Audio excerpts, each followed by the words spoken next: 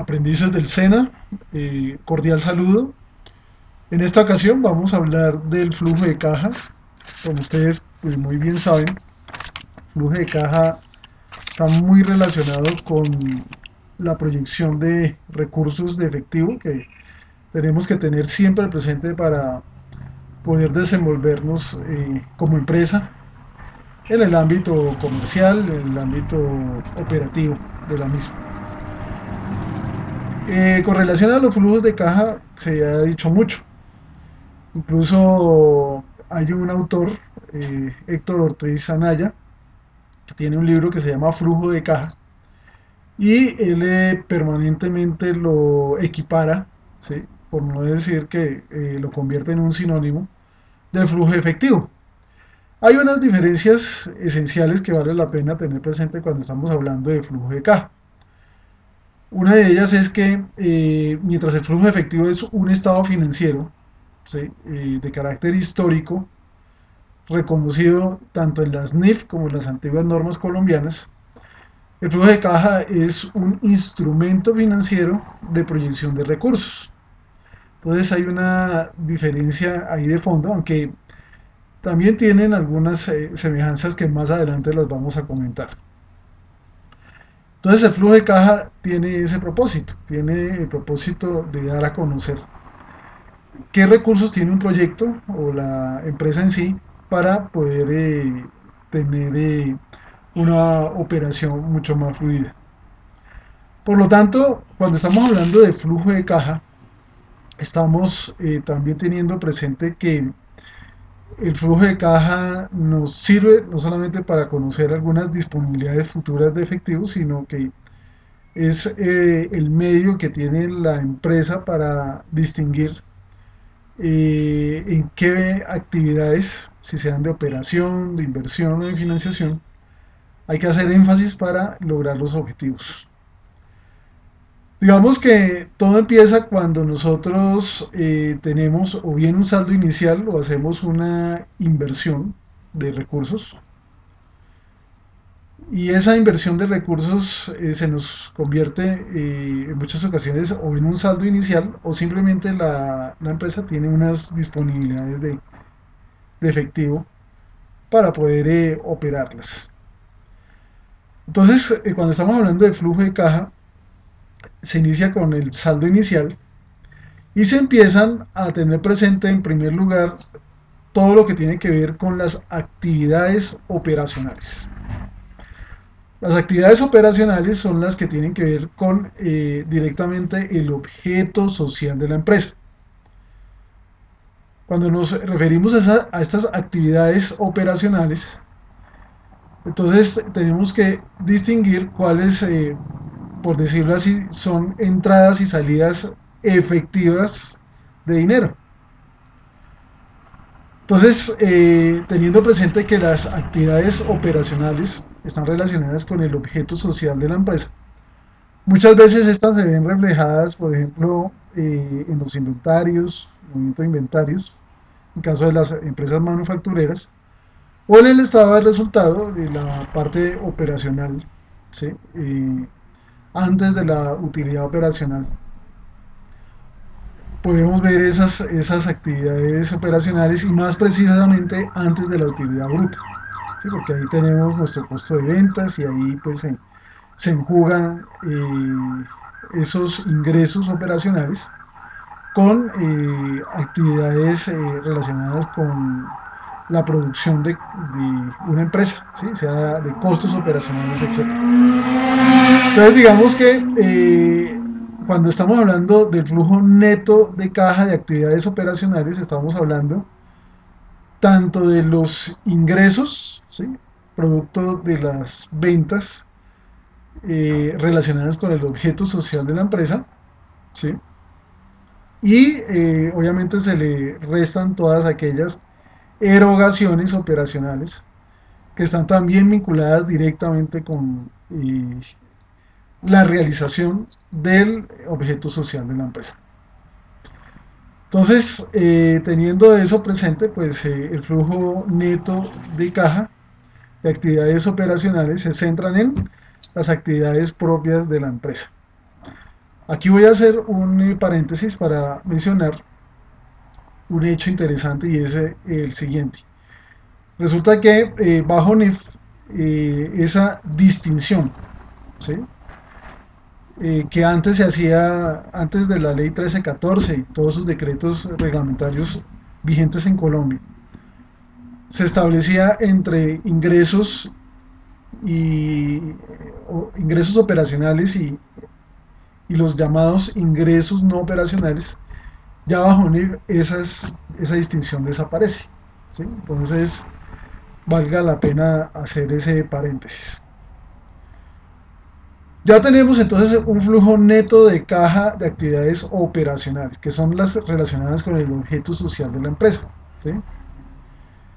A ese flujo neto de actividades operacionales le vamos a tener también presente, lo vamos a adicionar, el flujo neto de caja de actividades de inversión, ¿sí? Siempre que hablamos de flujo neto es coger las actividades generadoras, ¿sí? Y restarle todas aquellas que generan algún tipo de desembolso en efectivo. Entonces, un ejemplo de ese flujo neto de caja de actividades de inversión. Por ejemplo, podemos sumarle la venta de propiedad, planta y equipo, ¿sí? Esa venta de propiedad, planta y equipo entonces se suma a ese flujo neto de efectivo y también algunas liquidaciones de inversiones, ¿sí? Que se tengan seguramente a largo plazo, ¿sí? Algunas empresas tienen esas inversiones. Acordémonos que aquí ya se empieza a hablar de un método que se llama método de participación patrimonial. Ese método de participación patrimonial usualmente es una forma de contabilizar las inversiones, ¿sí? Y esa forma de contabilizar las inversiones, pues obviamente tienen un efecto en la empresa, ¿sí? Sobre todo aquellas que tengan que consolidar estados financieros, porque en muchas ocasiones las empresas están interesadas en adquirir participación accionaria en otras empresas, ¿sí?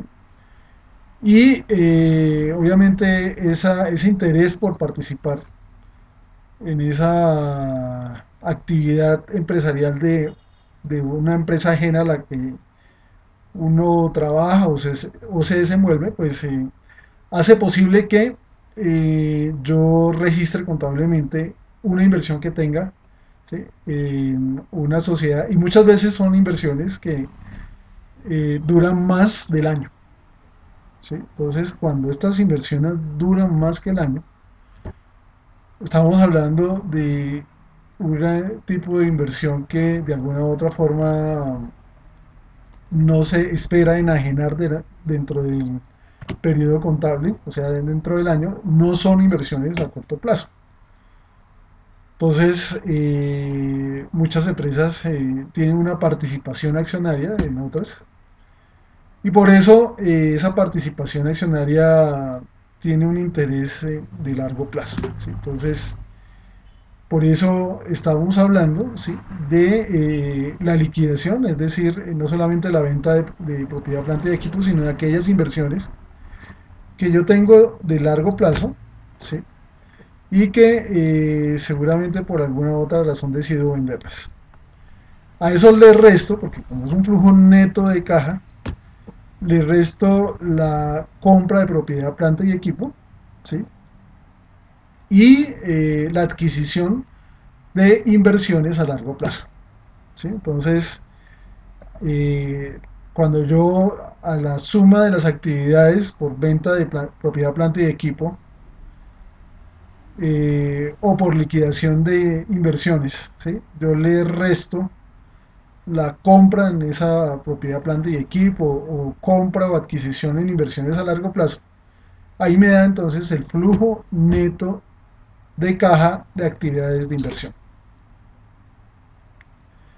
Entonces ya tenemos dos flujos netos de caja, uno el relacionado con actividades de operación y unas también relacionadas con actividades de inversión. Pero falta un tipo de actividad que es el de financiación. Entonces, el flujo neto de caja de actividades de financiación están relacionadas, por ejemplo, con cuando estamos sumando las ventas de bonos. Una empresa de pronto tiene una venta de bonos, ¿sí? Y esta venta de bonos decide liquidarla, ¿sí? Acciones preferentes, ¿sí? Y otros títulos valores están relacionados con las actividades de financiación, ¿sí?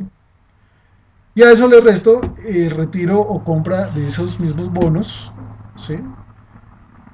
Otros títulos valores o el pago no causado, sino el pago en efectivo de de estos bonos o de los dividendos, perdón. El pago en efectivo de los dividendos, ¿sí? También hace parte de las actividades de financiación. Ya para finalizar esta segunda parte, hay que tener presente que las actividades operacionales, ¿sí? Se vinculan esencialmente con el análisis que yo hago de mi estado de resultados, ¿sí? Y un poco también me extiendo a observar lo que pasa sobre todo con el ítem de inventarios. Cuando estamos hablando de flujo neto de caja de actividades de inversión, está muy relacionado con propiedad, planta y equipo, todos aquellos activos, ¿sí? Que no se esperan enajenar dentro del curso normal de un periodo de un año, ¿sí? O liquidación de inversiones a largo plazo, o en su efecto también la compra de propiedad, planta y equipo e inversiones a largo plazo. Y por otro lado tenemos el flujo neto de actividades de financiación, que esto está relacionado con la venta de bonos, acciones y otros títulos valores. Usualmente la financiación está al lado derecho del estado de situación financiera o balance general, ¿sí? El de inversión está usualmente al lado izquierdo, ¿sí? Algunas actividades operacionales ya las vemos mejor en los estados de resultados, pero lo interesante es que aquí estamos dando a conocer cómo es la estructuración de un flujo de caja, ¿sí? Al restarle a ese saldo inicial o a esa inversión un flujo neto de caja de actividades de operación, de inversión y de financiación, entonces estamos observando, ¿sí? Que al restarle ese saldo inicial nos da un saldo final, ¿sí? Y ese saldo final muchas veces es susceptible de ser analizado, ¿sí? Yo le puedo calcular un valor presente neto, ¿sí? Le puedo calcular una TIR, ¿sí? Entonces, antes de finalizar, quiero dejarles la siguiente inquietud, que es un trabajo que voy a dejarles de antemano, y es que ustedes van a investigar, ¿sí? La diferencia que hay entre un flujo de caja y un flujo efectivo. Ya al inicio de esta charla, de esta conversación, habíamos hablado de ese punto, ¿sí?